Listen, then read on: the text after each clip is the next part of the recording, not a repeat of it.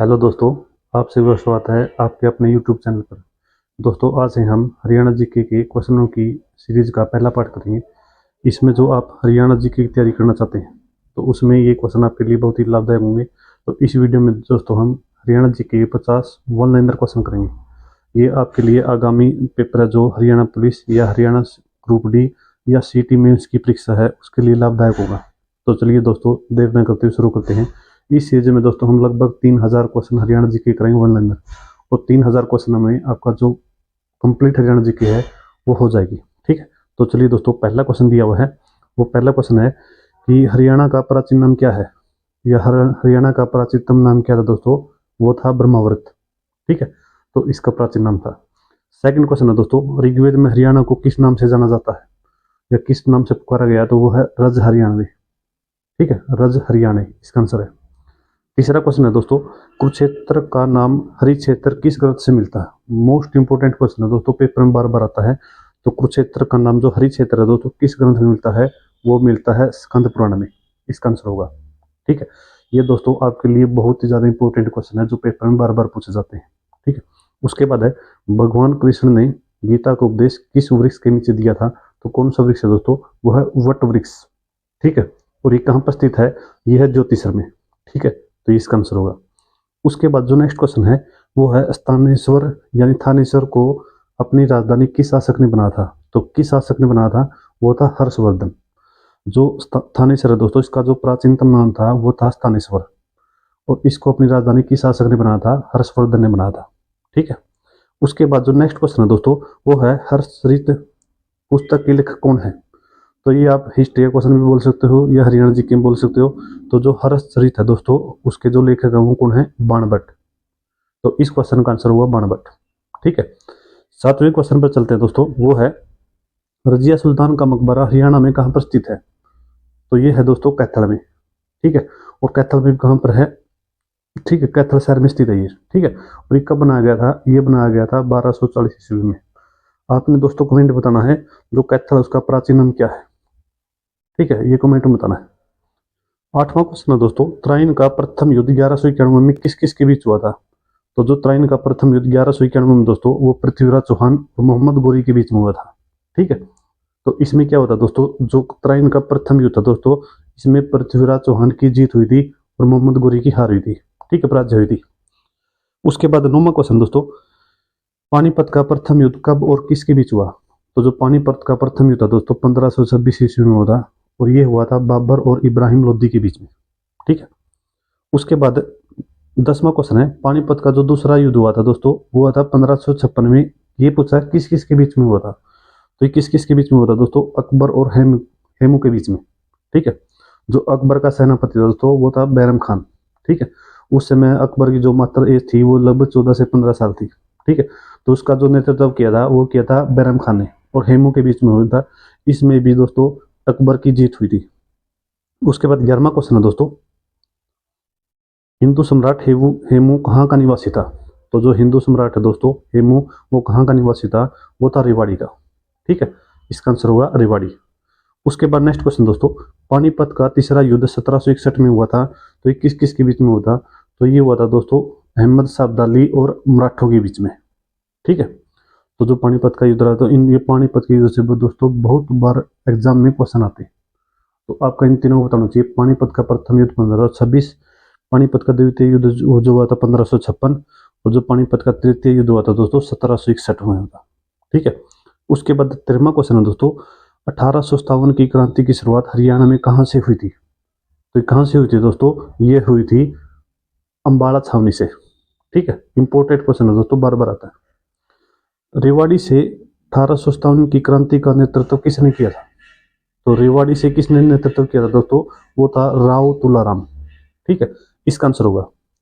उसके बाद 15वां क्वेश्चन है दोस्तों, हरियाणा का गांधी को किसे जाना जाता है? या हरियाणा का गांधी के नाम से किसे जाना जाता है?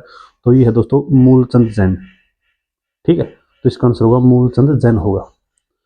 16वां क्वेश्चन है दोस्तों, जाट गजट 1916 में समाचार पत्र किसने निकाला था? तो जो जाट गजट 1916 में समाचार पत्र निकाला दोस्तों वो था चौधरी छोटूराम। ठीक है, इसका आंसर होगा। उसके बाद नेक्स्ट क्वेश्चन दोस्तों, हरियाणा विकास पार्टी के संस्थापक कौन थे?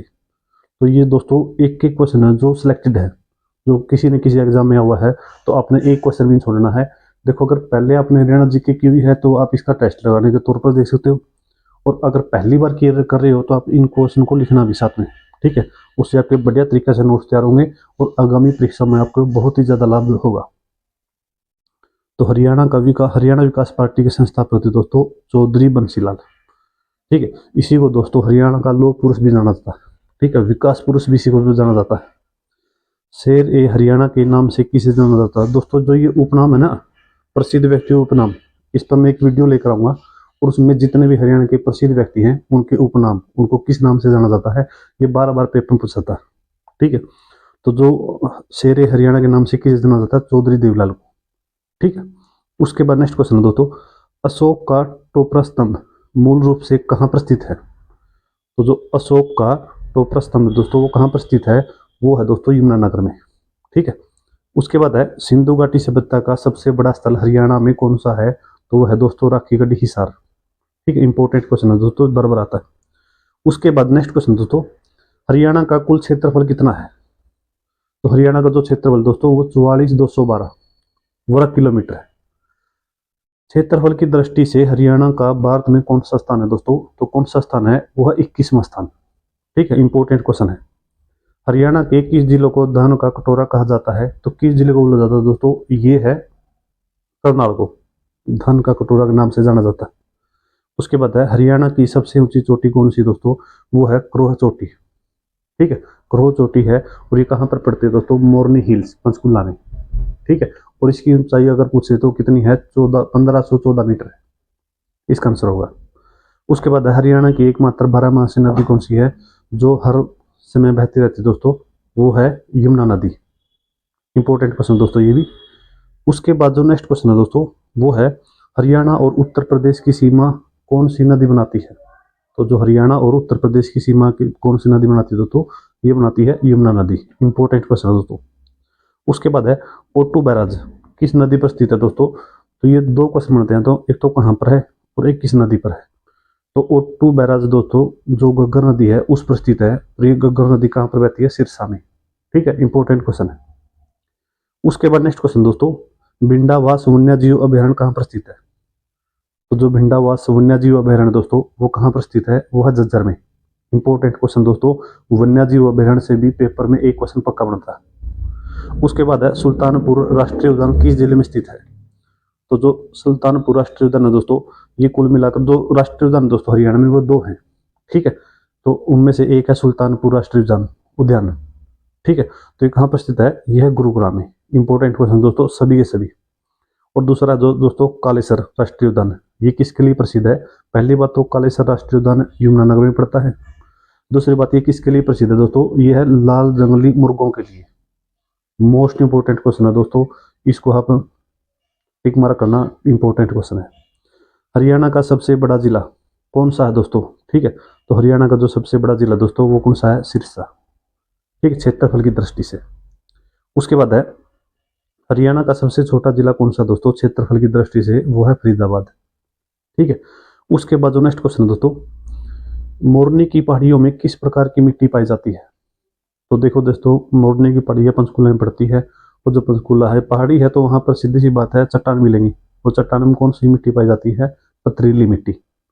तो इस क्वेश्चन का जो आंसर होगा दोस्तों वो कौन सा है? पथरीली मिट्टी इस क्वेश्चन का आंसर होगा, ठीक है। उसके बाद दोस्तों, हरियाणा में लाल चेस्टनट मिट्टी कहाँ पर पाई जाती है? तो हरियाणा में लाल चेस्टनट मिट्टी यमुनानगर में पाई जाती है दोस्तों, ठीक है। इंपॉर्टेंट क्वेश्चन है, बार बार पेपर में रिपीट होता है। उसके बाद है हथनीकुंड बैराज किस नदी पर स्थित है? तो जो हथनीकुंड बैराज है दोस्तों वो यमुनानगर में स्थित है, ठीक है। उसके बाद है हरियाणा के किस भाग में सबसे अधिक वर्षा होती है दोस्तों?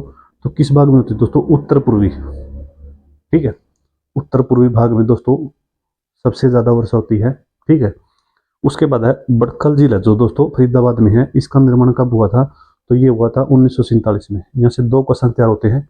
पहला क्वेश्चन है बड़खल झील कहाँ पर स्थित है? तो इसका आंसर देना फरीदाबाद, और इसका निर्माण कब हुआ था? 1947 में बनी थी। एक एक सेलेक्टेड क्वेश्चन लिया दोस्तों मैंने इस स्लाइड में, और इसमें हम लगभग 2,500 से 3,000 क्वेश्चन करेंगे। इसमें हरियाणा जीके के करंट अफेयर भी साथ में होंगे, ठीक है। तो एक भी क्वेश्चन नहीं छूटने वाला आपका। उसके बाद दोस्तों सूरजकुंड झील का निर्माण किसने करवाया था?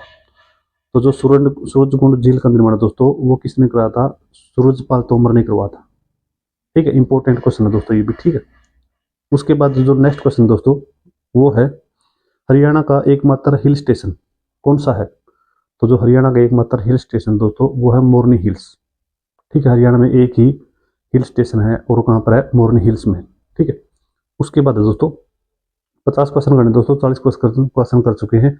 इस स्लाइड में हम 50 क्वेश्चन करेंगे और 50 के बाद नेक्स्ट 50 हम अलग अलग करेंगे और इस तरह हर रोज हम 50-50 क्वेश्चन करके ये मानकर चलो 3000 या 4000 क्वेश्चन हम कवर कर लेंगे हरियाणा जीके के।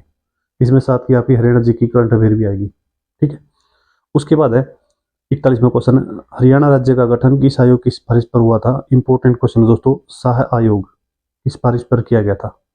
ठीक है, उसके बाद है हरियाणा भारत का कौन सा राज्य बना? तो हरियाणा दोस्तों कौन सा राज्य बना था? 17वां राज्य बना था। ठीक है, हरियाणा के जो प्रथम मुख्यमंत्री दोस्तों वो कौन थे? भगवत दयाल शर्मा थे।